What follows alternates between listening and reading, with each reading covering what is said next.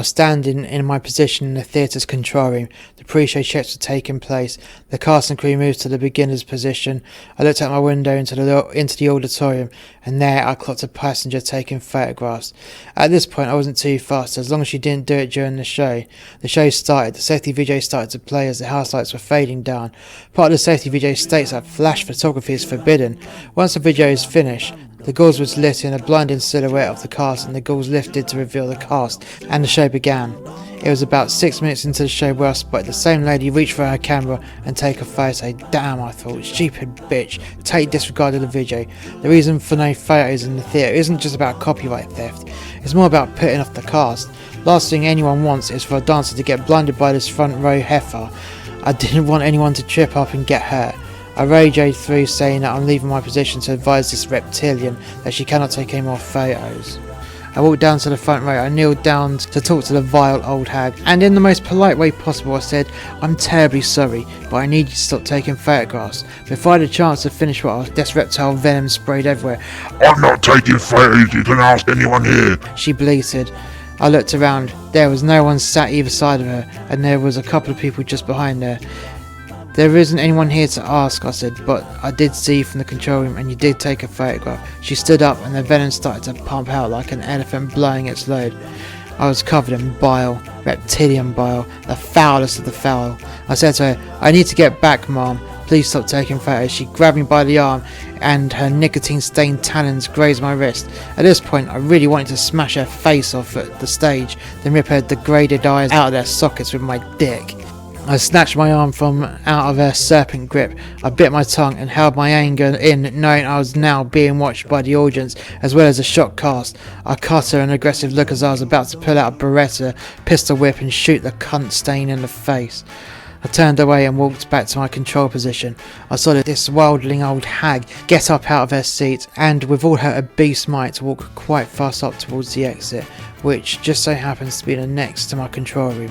The door slammed open and bounced loudly off the wall. Shit, this woman must be immensely unstable, I thought. I turned around and there she was, shouting all kinds of profanities. The photo spot operator shitting his pants. He didn't know what to do, nor did he want to involve himself. I don't blame him. No one wanted to deal with this fucked up cancer of a person. I left my position and walked over to her. She pulled out her camera, switched it on and forced it into my line of vision. Wailing at the top of her voice, "There's no pictures to show on there." "You've obviously deleted them, Mom," I said, "because I know that you took some photos." She screamed once more. This time it was like a manatee singing an abortion on Britain's Got Talent. "What's your name? I'm gonna make a complaint about you." I smiled at her. "My name is Paul fucking Collis, and I'm the deputy production manager of the Arena Theatre. If you're going to make a complaint, the best place to do this is to go to reception and place it to the front of the house manager. He'll be happy to help you make your complaint. Please feel free to tell them I asked you politely to stop taking photos of tonight's show and that you overreacted."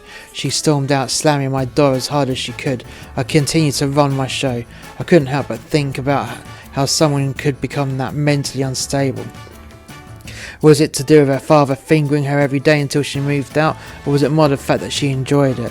Perhaps she killed all her children and used her life insurance payout to fund the holiday of her dreams, only to find out that 10 days of her 14-day holiday was at sea, and that she couldn't read the itinerary. She probably never even bothered to learn how to read. She probably struggles to read the Sun newspaper, which is saying something as it has a reading age of a 7-year-old. At the end of the show, the production manager and hotel manager come into the control room and asked me what happened. I explained everything, including my apathy towards this rotten kebab-legged reptile. The hotel manager cut me a look as though I really shouldn't be describing his customers in this way. "I've got proof that this rotten bipolar passenger was taking photos," I said. "And how can you prove that?" said the hotel manager.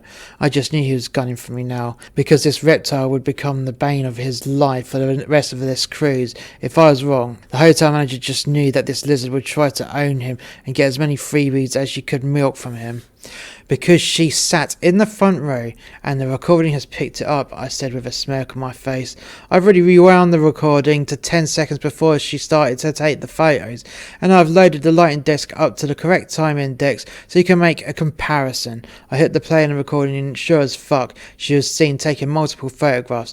"Would you like a hard copy?" I said to the hotel manager. "What do you mean?" said the hotel manager. I handed him a DVD. "You can show her this recording when she kicks off and tries to get get me fired. Please refer to the time index that I've written on the disc in marker pen, I said. The hotel manager reluctantly took the DVD. I guess he wasn't looking forward to having to tell this rotten excuse of a human being that she would not be getting a complimentary bottle of cheap house wine and other brown-nosing perks to keep her mouth shut. I guess he just had to suck it up and be diplomatic in saying that she was wrong, though this hotel manager is quite weak, so he probably gave in because it's just easier that way. As the hotel manager was leaving the control room, he turned back towards me. If this lady approaches you, just be polite and walk away. I don't want to hear that you had another argument with her. Am I understood? Oh, I'm hearing you on FM, I said. The hotel manager tutted as he left the control room. The production manager patted me on the shoulder and walked out with a grin on his face. He knew I was right from the start. Why would I go and create a situation out of nothing? It's nice to know you can be trusted to do your job, unlike the housekeeping department, where the crew are always wrong, even when they were right. It's just an unfortunate fact of the job that you will always get at least one arsehole that thinks that just because they're on holiday they can do what they would like and treat people like shit. I kept my head down for the rest of the cruise and only went through the public areas when I had to do so, as I just didn't want to clap my eyes on this vile reptile again. I was lucky as I didn't see this vile cunt of the leather belt again, though I did hear stories of her having beef with some of the shoppies and togs. I guess some people try anything for a bit of attention and a freebie.